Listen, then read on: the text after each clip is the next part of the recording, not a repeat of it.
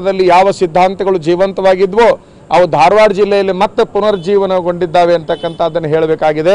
ನಾನು ಕೇಳ್ತೇನೆ, ಹೋರಾಟಗಾರರನ್ನು ಹತ್ತಿಕ್ಕುವ ಪ್ರಯತ್ನ ಅಂತಂದರೆ ಬಹುಶಃ ನೈತಿಕತೆಯನ್ನು ಕಳೆದುಕೊಂಡಿರ್ತಕ್ಕಂಥದ್ದಕ್ಕೆ ದೊಡ್ಡ ಸಾಕ್ಷಿಯಾಗಿದೆ ಅನ್ನೋದನ್ನು ಈ ಸಂದರ್ಭದಲ್ಲಿ ಹೇಳಲಿಕ್ಕೆ ಇಚ್ಛಪಡ್ತೇನೆ. ಯಡಿಯೂರಪ್ಪನವರು ಮತ್ತು ಜಗದೀಶ್ ಶೆಟ್ಟರ್ ಅವರು ತಮ್ಮ ಜೊತೆ ಮಾತಾಡಿದ್ದೀವಿ, ಆದರೆ ಅವರು ನಿಶ್ಚಲವಾದಂಥ ಇದನ್ನು ಹೊಂದಿದ್ದಾರೆ ಅಂತ ಹೇಳಿದರು ಸರ್ ಜಗದೀಶ್ ಶೆಟ್ಟರ್ ಅವರು. ನೋಡಿ, ಇವರೆಲ್ಲರೂ ಕೂಡ ಬಹಳ ನೊಂದಿರ್ತಕ್ಕಂಥವ್ರು. ನಿಮಗೆಲ್ಲರಿಗೂ ಗೊತ್ತಿದೆ, ಒಬ್ಬರು ಬಹಳಷ್ಟು ಕೆಲವು ಸಾರಿ ತಾವು ಕಟ್ಟಿ ಬೆಳೆಸಿದ ಪಕ್ಷವನ್ನೇ ಕಳ್ಕೊಳ್ಬೇಕಾಯ್ತು. ನಿಮಗೆಲ್ಲ ಗೊತ್ತು, ರಾಜ್ಯದ ಒಬ್ಬ ಮುಖ್ಯಮಂತ್ರಿ ಆಗಿರ್ತಕ್ಕಂಥವರು ಒಂದು MLA ಸೀಟಿಗಾಗಿ ಟಿಕೆಟಿಗಾಗಿ ಬಡದಾಡುವಂತಹ ವಾತಾವರಣವನ್ನು ಇವರು ಸೃಷ್ಟಿ ಮಾಡಿದರು. ಯಾರು ರಾಜ್ಯದ ಮುಖ್ಯಮಂತ್ರಿ ಆಗಿದ್ರೋ ಅವರು ಒಂದು MLA ಟಿಕೆಟ್ಗಾಗಿ ಬಡದಾಡುವಂತಹ ಪರಿಸ್ಥಿತಿ ಬರಬೇಕಾದ್ರೆ ನಾನು ಕೇಳ್ತೇನೆ, ಅಂತಹ ಸಂದರ್ಭದಲ್ಲಿ ಇವ್ರಿಗೇನಾದರೂ ನಮ್ಮ ಲಿಂಗಾಯತ ಸಮಾಜದ ಬಗ್ಗೆ ಅಭಿಮಾನ ಇದ್ದಿದ್ದೇ ಕರೆ ಆದರೆ ಅವರ ಮಂತ್ರಿ ಸ್ಥಾನಕ್ಕೆ ರಾಜೀನಾಮೆ ಕೊಡಬೇಕಾಗಿತ್ತು. ಅವರು ಸಂಸದ ಸದಸ್ಯತ್ವಕ್ಕೆ ರಾಜೀನಾಮೆಯನ್ನು ಕೊಡಬೇಕಾಗಿತ್ತು. ಒಳಗೊಳಗೆ ಅವರಿಗೆ ಟಿಕೆಟ್ ಸಿಗಲಾರ್ದಂಗೆ ಮಾಡಿಕೊಂಡು ಅವತ್ತಿನ ದಿವಸ ಅವರಿಗೆ ಸಾಕಷ್ಟು ಮಾನಸಿಕ, ರಾಜಕೀಯವಾಗಿ, ಸಾಮಾಜಿಕವಾಗಿ ಎಲ್ಲ ರೀತಿಯಿಂದ ಚಿತ್ರಹಿಂಸೆಯನ್ನು ಕೊಟ್ಟು ಇವತ್ತಿನ ದಿವಸ ಅವರನ್ನು ಆಗ್ರಹಪೂರ್ವಕ ಈ ಒಂದು ನಾಮಿನೇಷನ್ ಫೈಲ್ ಮಾಡಲಿಕ್ಕೆ ಬರಮಾಡಿಕೊಂಡಿರ್ತಕ್ಕಂಥದ್ದು ಎಲ್ಲ ಜನಾಂಗಕ್ಕೆ ಅರ್ಥ ಆಗಿದೆ.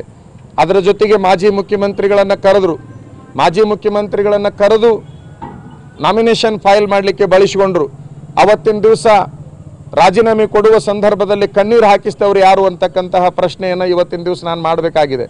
ನಾಯಕರಿಗೆ ಅವರ ಹಿಂದೆ ಹೋಗಿ ನಿಲ್ಲುವ ಅನಿವಾರ್ಯತೆ ಬಂದಿದೆ, ನನಗೆ ಸಮಾಜದ ಹಿಂದೆ ಹೋಗಿ ನಿಲ್ಲುವ ಅನಿವಾರ್ಯತೆ ಬಂದಿದೆ ಅಂತಕ್ಕಂಥದ್ದನ್ನು ಹೇಳಲಿಕ್ಕೆ ಇಚ್ಛಪಡ್ತೇನೆ. ಯಾರನ್ನ?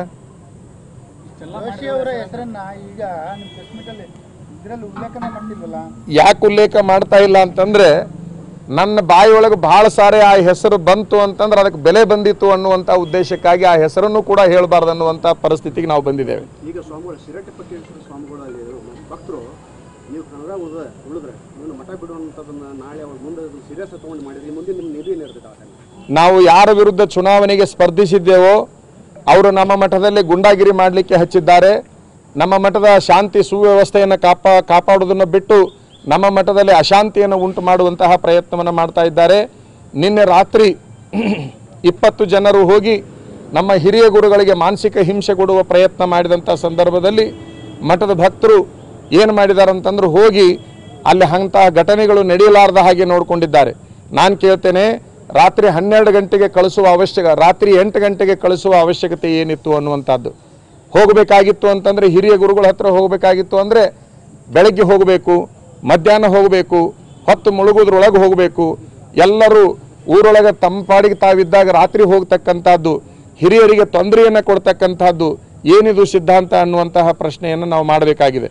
ನಾನು ಹೇಳೋದಿಷ್ಟೇ, ನೀವು ಯಾವುದೇ ಪ್ರಯತ್ನಗಳನ್ನು ಮಾಡಿದ್ರೂ ಕೂಡ ನಮ್ಮ ಹೋರಾಟದಿಂದ ನಾವು ಹಿಂದಕ್ಕೆ ಸರಿಯೋದಿಲ್ಲ, ಚುನಾವಣಾ ಕಣದಿಂದ ನಾವು ಹಿಂದಕ್ಕೆ ಸರಿಯೋದಿಲ್ಲ. ಸೋಲು ಗೆಲುವು ಅಂತಕ್ಕಂಥದ್ರ ಬಗ್ಗೆ ನಾವು ತಲೆ ಕೆಡಿಸಿಕೊಳ್ಳೋದಿಲ್ಲ. ಯಾವುದೇ ಪರಿಸ್ಥಿತಿ ಒಳಗೆ ಆ ಎರಡು ಯಾರ ಕೈಯಲ್ಲಿ ಇರ್ತವೆ ಅಂತಂದ್ರೆ ಮತದಾರರ ಕೈಯಲ್ಲಿ ಇರ್ತವೆ ಹೊರತಾಗಿ ಯಾವುದೇ ಚುನಾವಣೆಗೆ ನಿಂತಿರ್ತಕ್ಕಂತಹ ವ್ಯಕ್ತಿಗಳ ಕೈಯಲ್ಲಿ ಇರೋದಿಲ್ಲ ಅಂತಕ್ಕಂಥದ್ದು. ಇವರೇನು ಎಲ್ಲ ಮೂಲಗಳಿಂದ ನಮಗೆ ಅಶಾಂತಿಯನ್ನು ಉಂಟು ಮಾಡ್ತಾ ಇದ್ದಾರೆ, ತೊಂದರೆಯನ್ನು ಉಂಟು ಮಾಡ್ತಾ ಇದ್ದಾರೆ. ಬಹುಶಃ ನಾವು ಸದಾಕಾಲ ತೊಂದರೆಯಲ್ಲಿನೇ ಬದುಕಬೇಕು ಆ ವಾತಾವರಣವನ್ನು ನಿರ್ಮಾಣ ಮಾಡ್ತಾ ಇದ್ದಾರೆ. ಆ ಎಲ್ಲ ವಾತಾವರಣವನ್ನು ನಾವು ಸಹಿಸಿಕೊಂಡಿದ್ದೇವೆ. ಬರುವ ದಿನಮಾನದಲ್ಲಿ ಉತ್ತರವಾಗಿ ಅದನ್ನು ಬಳಸಿಕೊಳ್ತೇವೆ. ಬಹುಶಃ ಕರ್ನಾಟಕದ ಎಲ್ಲ ಸ್ವಾಮೀಜಿಯವರು ನಮ್ಮ ವಿಚಾರಗಳನ್ನು ಸ್ವಾಗತ ಮಾಡಿದ್ದಾರೆ. ನಿನ್ನಿನ ದಿವಸ ಜೈನ ಮುನಿಗಳು ಒಬ್ಬರು ಹೇಳಿಕೆಯನ್ನು ಕೊಟ್ಟರು ಅಂತಕ್ಕಂತಹದ್ದು ಒಂದು ಬಂತು, ಪೇಪರ್ನಲ್ಲಿ ಬಂತು. ನಾನು ಸ್ವಾಮೀಜಿಗೆ ಫೋನ್ ಮಾಡಿದೆ, ಅದು ಯಾವುದನ್ನು ನಾನು ಹೇಳೇ ಇಲ್ಲ, ಆದರೆ ಆ ರೀತಿ ತಿರುಚಿ ಬರೀತಾರೆ ಅಂತಂದ್ರೆ ಏನು ಮಾಡಬೇಕು ಅನ್ನುವಂತಹ ಮಾತನ್ನು ಅವರು ಹೇಳಿದರು. ಅಂದರೆ ಮಠಾಧಿಪತಿಗಳು ಏನು ಹೇಳ್ತಾ ಇದ್ದಾರೆ ಅದನ್ನು ತಮಗೆ ಹೆಂಗೆ ಬೇಕೋ ಹಂಗೆ ಮಾಧ್ಯಮಗಳನ್ನು, ತಮಗೆ ಕೆಲವು ಬೇಕಾದ ಮಾಧ್ಯಮಗಳ ಮೂಲಕ ಅವುಗಳನ್ನು ತಿರುಚುವ ಪ್ರಯತ್ನವನ್ನು ಕೂಡ ಮಾಡ್ತಾ ಇದ್ದಾರೆ. ನಮ್ಮ ಪ್ರಚಾರ ಧರ್ಮದ ದಾರಿಯಲ್ಲಿ ಇರ್ತದೆ ಹೊರತಾಗಿ ಪಾಪದ ದಾರಿಯಲ್ಲಿ ಇರೋದಿಲ್ಲ ಅಂತಕ್ಕಂತಹ ವಿಚಾರವನ್ನು ಹೇಳಲಿಕ್ಕೆ ಇಚ್ಛಪಡ್ತೇವೆ. ಮಾಧ್ಯಮಗಳ ಮೂಲಕ ನಾವು ಸಾರ್ವಜನಿಕರ ಗಮನವನ್ನು ಸೆಳೀತಾ ಇದ್ದೇವೆ. ಜೊತೆಗೆ ದೂರವಾಣಿ ಕರೆಗಳ ಮೂಲಕ ನಾವು ಆ ಸಂಪರ್ಕವನ್ನು ಸಾಧಿಸ್ತಾ ಇದ್ದೇವೆ. ಅಲ್ಲಲ್ಲೇ ಭಕ್ತರಿಗೆ ಮೀಟಿಂಗ್ಗಳನ್ನು ಮಾಡಲಿಕ್ಕೆ ನಾವು ಹೇಳ್ತಾ ಇದ್ದೇವೆ. ಜೊತೆಗೆ ಕೆಲವು ಸಂದರ್ಭಗಳಲ್ಲಿ ನಾವು ಕೂಡ ಅಲ್ಲೆಲ್ಲೇ ಹೋಗ್ತಾ ಇದ್ದೇವೆ.